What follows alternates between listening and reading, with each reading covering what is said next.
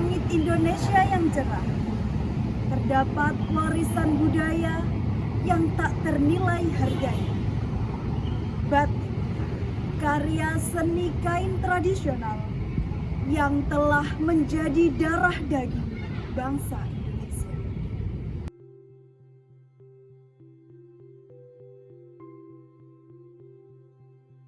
Pelestarian budaya batik merupakan kewajiban sejati seorang warga negara yang baik dalam menopang keberlangsungan warisan leluhur agar terus bersinar bagi generasi-generasi mendatang. Hari ini kami mengajak Anda untuk memasuki dunia yang mempesona dari para komunitas batik, para penjaga, dan pelestari kekayaan budaya Indonesia. Selamat pagi teman-teman semuanya. Di sini teman-teman bersama dengan saya untuk melakukan wawancara dengan narasumber kita yang sangat luar biasa dari Bapak Nanang. Ini selaku ketua Asosiasi Batik Blitar Asli. Iya. Ababil. Ya, Asosiasi Batik Blitar Asli disingkat dengan Ababil. Ya. Mungkin bisa diceritakan terlebih dahulu asosiasi ini menaungi apa, terus lokasinya di mana? Ini untuk Ababil sendiri memang kita membuat organisasi yang berbasis dengan pembatik-pembatik asli dari Kota Blitar itu tahun 2009. Tahun 2009 kita mencoba membuat asosiasi yang menaungi pembatik-pembatik yang ada di Kota Blitar, dan sampai sekarang eksis dan kita bekerjasama dengan dinas-dinas terkait, SKPD terkait dari Kota Blitar untuk memajukan dari Ababil ini, Asosiasi Batik Blitar Asli ini. Berarti menaungi para pembatik begitu? Para pembatik. Kalau dari Bapak sendiri, apa inspirasi Bapak untuk membuat batik sebagai salah satu kebudayaan Indonesia? Yang pertama, dulu tahun 2005 itu kita tidak menyangka ya, belum mengarah ke batik semacam ini ya. Tahun 2005 kita berupaya untuk membuat atau yang di Blitar belum ada. Pada waktu itu 2005 saya mengajukan proposal ke Dinas Perindustrian dan Perdagangan untuk difasilitasi magang atau berlatih untuk batik kayu. Baru ketika UNESCO mengakui bahwa batik sebagai warisan budaya tak benda yang disematkan kepada negara Indonesia, baru semua rame-rame untuk mengeklaim bahwa belajar batik itu sangat penting, belajar batik itu dibutuhkan. Nah, tahun itu baru semua rame-rame untuk belajar batik. Oh, berarti pada awalnya ini jenengan memunculkan ide untuk membuat batik kayu gitu. Ya, pertamanya itu. Tapi karena Brandingnya sangat sudah sulit, ya gitu. sangat sulit. Brandingnya sudah kena Jogja duluan, sudah kena Bantul. Berarti selanjutnya karena disahkan oleh UNESCO berarti mulai beramai-ramai untuk mengembangkan batik. Ya, Batik. tahun 2009 itu. Nah, apakah jenengan merasa bangga gitu untuk membuat batik gitu, melestarikan batik sebagai warisan budaya tak benda? Pertama kita berupaya dulu ya, karena bangga dan kita itu karena hasil jadinya. Karena hasil jadi itu kita berupaya membedakan ya, membedakan bagaimana motif yang ada di Kota Blitar ini tidak sama dengan Jogja, tidak sama dengan Solo, Pekalongan, Madura, bahkan di daerah resmi Cirebon itu tidak ada. Nah, kita berpikir bahwa mengangkat kearifan lokal, heritage-nya itu kita angkat, saya yakin itu menjadi satu-satunya yang tidak ada di daerah manapun. Maka dari itu saya mengangkat koi sebagai ikon dari Kota Blitar, diupayakan untuk menjadi motif khas dari Kota Blitar sendiri.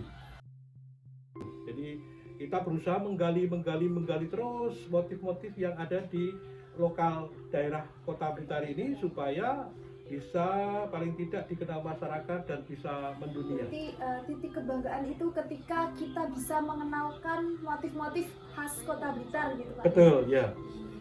Nah, untuk produksinya bagaimana Bapak memastikan bahwa itu adalah sesuai dengan tata cara pembuatan batik di Indonesia? Jadi memang yang diakui UNESCO itu batik yang proses pembuatannya itu manual, handmade, pakai tangan, pakai canting, pakai malam panas. Itu yang diakui oleh UNESCO sebagai warisan budaya tak benda itu.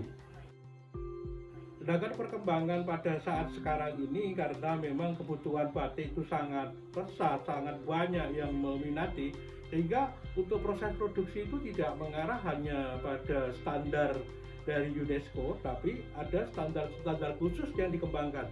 Misalkan batik cap. Jadi batik cap itu menggunakan motif yang khas dari Kota Blitar sendiri, sedangkan prosesnya menggunakan cap.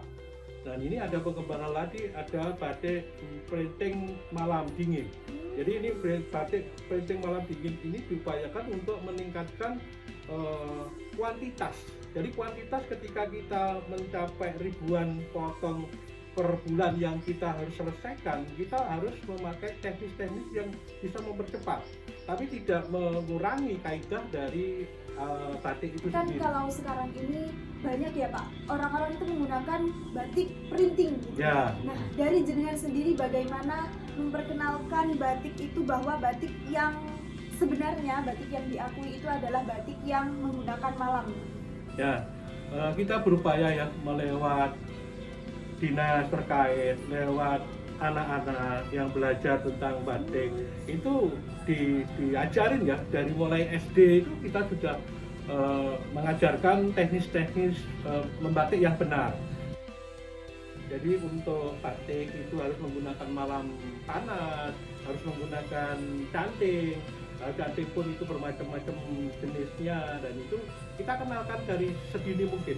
Jadi dari SD kelas 3, 4, 5 itu memang difasilitasi oleh dinas pendidikan, difasilitasi oleh dinas Dikbud itu untuk ada seleksi untuk lomba nyanting tingkat SD gitu. Jadi itu nanti dikembangkan tingkat daerah dan tingkat provinsi. Jawa Timur itu juga ada lomba-lomba semacam nyanting untuk tingkat SD itu difasilitasi di situ, diadakan di situ, supaya masyarakat kita, regenerasi kita terbentuk, dan nantinya masyarakat membatik itu tidak putus generasi. Berarti bekerja sama dengan dinas lain untuk memperkenalkan Ya, kepada anak-anak terutama. Ya, betul.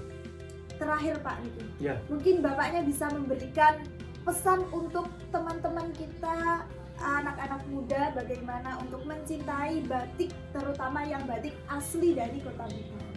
Jadi untuk generasi muda kita berupaya membuat terobosan baru, bagaimana generasi muda itu senang itu dengan kita memakai atau kita membuat motif-motif yang disenangi oleh kaum muda, terutama warnanya, terutama motifnya itu yang disukai ya. Terutama kalau di dalam batik Kota Blitar sendiri itu warnanya cenderung ke warna yang ngejreng, warna yang mencolok, warna yang norak. Itu yang banyak disukai oleh kaum muda. Sehingga saya mencoba membuat warna-warna yang sesuai dengan keinginan anak-anak muda sekarang itu seperti apa. Kita mengikuti tren, kita mengikuti kemauan anak muda ini, bagaimana ekspresi yang mereka ciptakan itu lewat pakaian yang dikenakan. Itu saja kegiatan wawancara kita kali ini. Terima kasih Bapak. Terima kasih atas kembali. ilmu-ilmu yang telah diberikan. Semoga dengan kegiatan wawancara ini kita semua selaku generasi muda dapat lebih merasa bangga terhadap batik, terutama batik yang benar-benar diakui oleh UNESCO sebagai warisan tak benda gitu Pak Angge. Sekaligus kita juga dapat menggunakan batik-batik tersebut dalam kegiatan kita sehari-hari. Sekian dari saya, terima kasih dan wassalamualaikum warahmatullahi wabarakatuh. Waalaikumsalam warahmatullahi wabarakatuh. pelestari budaya. Itulah panggilan yang dianugerahkan kepada mereka. Dengan setiap motif yang ditorehkan, mereka mewariskan cinta atas keindahan dan sejarah Indonesia. Terima kasih telah menemani kami dalam perjalanan ini. Semoga kisah para komunitas batik ini dapat menjadi inspirasi kita semua untuk menjadi warga negara yang baik, pelestari budaya, dan penerus warisan Indonesia.